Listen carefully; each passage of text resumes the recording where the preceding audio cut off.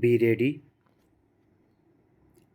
3, 2, 1, start.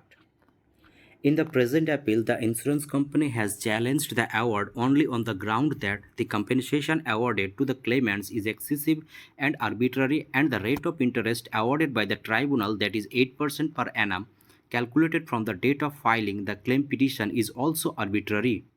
It was argued by the counsel for the appellant that in column 6 of the claim petition, the claimant has stated the income of the deceased to be rupees 15,000 per annum, and therefore the tribunal had acted arbitrarily in determining the compensation on the basis of a notional income of rupees 20,000 per annum. It was also argued by the counsel for the appellant that the deceased was a bachelor, and therefore while determining the multiplication, 50% should have been deducted as personal expenses from the notional income of the deceased, and the tribunal had erred in deducting only one-third as personal expenses of the deceased. It was argued that, in view of the aforesaid, the award of the tribunal is liable to be modified by reducing the compensation payable to the claimant. Para. Refuting the argument of the counsel for the appellant, the counsel for the claimant has argued that the income of the deceased was stated to be rupees 15,000 per annum, column 6 of the claim petition, on the basis of the notional income provided in paragraph 6 of the second schedule. It was argued by the counsel for the claimant that under section 168 of the Act 1988, the tribunal is required to hold an inquiry into the claim and award just compensation, and the compensation payable to the claimants would not be reduced because a lesser amount was claimed as compensation in the claim petition.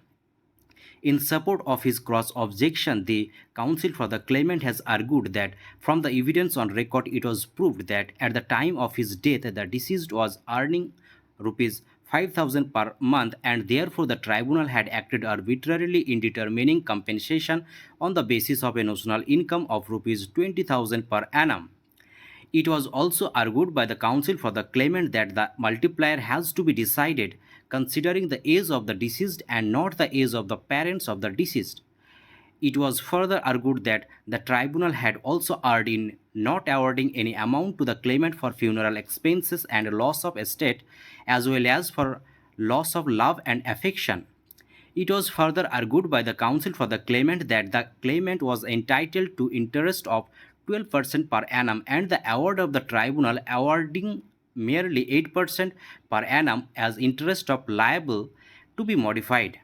Thus, it is held that the deceased was unemployed, and the argument of the counsel of the claimant that compensation should be determined taking the income of the deceased as rupees 5,000 per month is rejected. The notional income of the deceased and the consequential compensation payable to the claimant is decided later on in the judgment. Stop. Thank you.